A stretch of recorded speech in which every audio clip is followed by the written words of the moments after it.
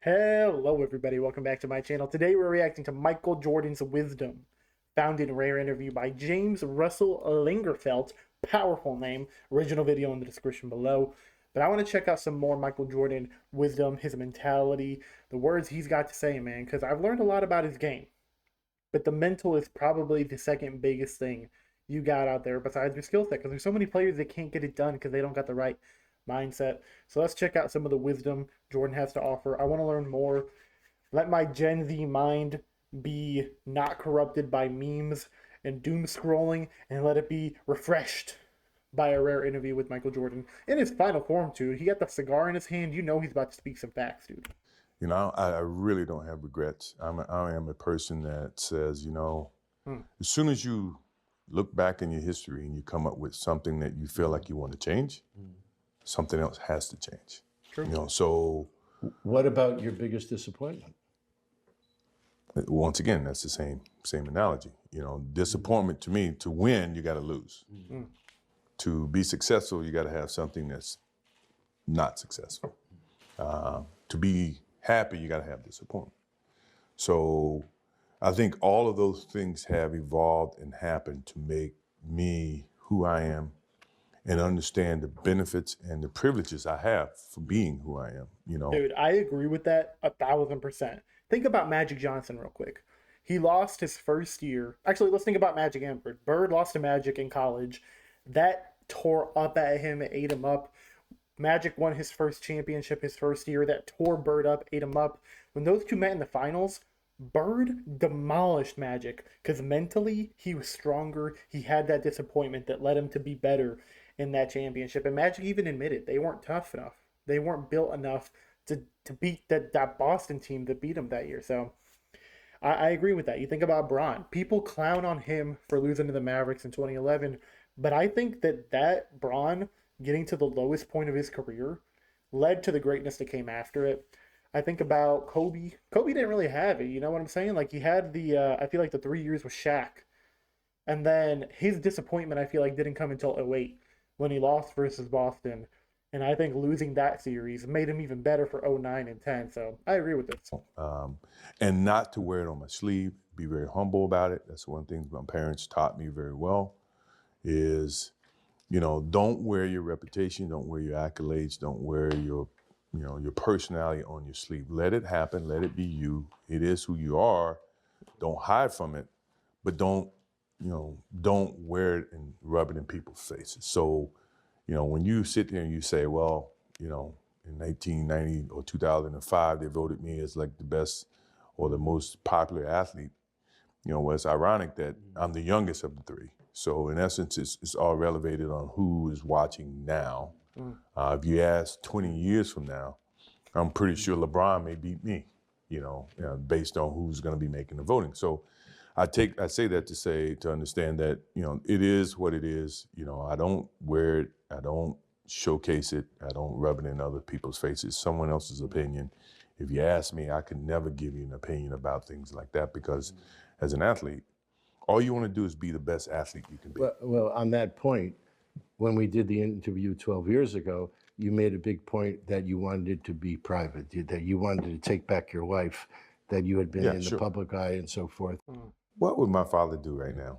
First of all, he'd probably be sitting and smoking a cigar and answering some of the questions that you. He's a very thoughtful guy. The thing that I remember the most about my father, and I had him for 32 years, and I never look at it from a negative sense. Obviously, he was murdered, and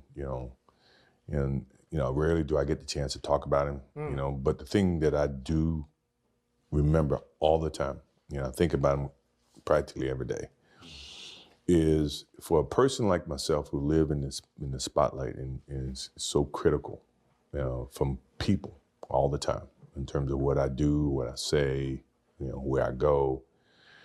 The thing he's always said, take a pause Mm. before you make a decision and say, what if? And the purpose for saying what if is that whatever decision you make, always either going to have consequences, either pros and cons. No, but you obviously listened to your father because in the very beginning, you spoke about being humble, not shouting about who you are and what you've done and just being within yourself. Sure. And a lot of kids growing up may start that way because of their parents, but don't end up that way. Right. You ended up that way. Well, I mean, once again, it's not just my father. You know, my mother calls me practically every day, reiterating, "Keep your nose clean." She ends the conversation of every time I hang up, as opposed to me, you know, hey, obviously we say, "I love you, Mom. Can't wait to see you. Talk to you soon." Blah blah blah. Her last words is, "Keep your nose clean." That's her constant reminder to say, "Hey, look, people are watching. You know, people are learning. People are paying attention, and you know." The best news in today that sells is negative news. True. That's all the reporters want. I know. That's literally the entirety of ESPN, First Take, Fox Sports, all of those. He got it on the nose, dude. And not that I live in a box to where I'm afraid to do things. I know that, you know, as my father says, the what if comment is to be able to deal with the consequences of what decisions you make. And you think about that. If you think about the consequences, pro or con, you make the right decisions that you feel is the right decision. Now, all the decisions I made, other people may view to be not the right decisions from their perspective. But for me to go play baseball, and everybody says, "Oh, it was a failed opportunity to play baseball," you know. That's what they think. For me, it was the best thing that could have happened for me because it allowed me to go back to the game with a stronger passion. At the same time, I was able to understand the love that these minor league baseball players have, making $1,500 a month. $1,500 a month, which is nothing. But for them, it was big. To me, to see that helped me put things in perspective to understand the platform that I was on in 93, that when I went back to it in 95 and 96, I appreciated it even greater. Love that. So when we won those championships and we went through those things mattered to me far greater than what I did in 91, 92, 93. People don't see that, and people will never understand that to be success. You know, all they think about, well, he batted .202, you know, and he struck out a certain number of times. Yeah, okay. You know, but the effort was there, and the learning curve and the passion was there that has transcended not just to me, but to other people who are afraid to do things because they're worried about the perception that may come from other places. Dude, I need Jordan to talk more on these like ESPN channels and stuff. I love what he's saying, dude. I love that he's given room for the growing curve, the learning curve. You got to put in effort. Like, I love these. Like, honestly, man, I feel like there's so much hate in sport because it's like either you win or you lose. And that is true. But I love that he's talking about the learning curve, the growth that you can have from things. As long as you try, that's what's important. And you shouldn't regret certain situations as long as you gave it your all. To me, that's more gratifying than anything, you know. Yeah. So that's the things that my father and my mother instilled in me. Take a negative and turn it into a positive. Don't be afraid to fail. Why do you do so few interviews? I mean, hardly any.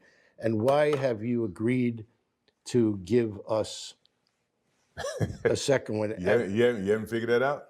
All you got to do is look at those two boxes over there. Yeah, but that you was- didn't know they were coming. Well, I told you the only way I was going to do it. You have to dig in your humidor and give me something that's worthwhile. So I laid the parameters early. But you trusted me. I did. I trust you. I figured you would be honest. I don't think you're going to do it. But Hey, man, with the parameters have been set. People buy cigars and interview Jordan. Do it. part of the reasons why I've kind of toned back is I want my life to be my life. You know, I don't want to sit here and constantly reiterate things that, you know, I've said countless number of times. And Fair enough. at the end of the day, my time in the spotlight is dwindling, and I want to be able to control what I can, you know, what I do and what I don't want to do, and blah blah blah. That's fair. Someone else needs to step into the limelight and either enjoy it, you know, or prosper from it, or grow, or have people understand who they are, blah blah blah. Me, I need no more admiration. You know, I've had enough, and it's been great. I'm still going to be a very positive, force within the community, and, with the kids of tomorrow. Mm. But I got my own kids. I got my own wife. I mean, I'm 54 years old. I want to be able to go through a day or go through a week, not worrying about what I got to do Wednesday, what I got to do Thursday, what I got to do, because I never enjoy Monday. I want to be able to, and sometimes I surprise the shit out of myself saying, look, I got nothing to do today. Oh, I got nothing to do tomorrow. I got nothing to do on Wednesday. That's, to me, is ultimately retirement. That's where I want to be. And if I choose to get involved in things, then hey, I want to go to Charlotte. I want to see what's happening with the team. Or I want to go to Portland, spend a week out in Portland, blah, blah, blah. But not to where, my moment, the moment that I'm living right now, I'm worried about what I have to do tomorrow. And that's where my life was getting. I love that, dude. Homie's living retirement to the fullest. I take back what I said about more people interviewing him. If he's happy not being in the spotlight anymore, I respect it. But I also do respect him doing these rare interviews. Him giving this wisdom that I wish more basketball fans could grasp. Because that, I don't know, man. I just feel like that matters so much more than half of what ESPN and all these talking head shows are talking about. You know what I'm saying?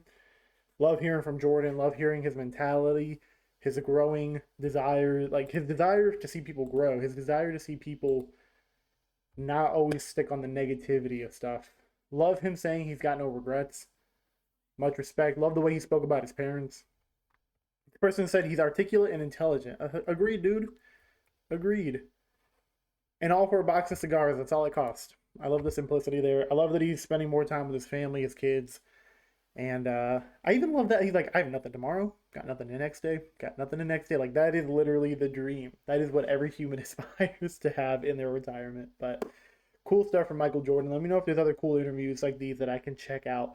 I'm going to look some more up, dude, because I want to learn more about Michael Jeffrey Jordan and the mental, because I love hearing the man talk.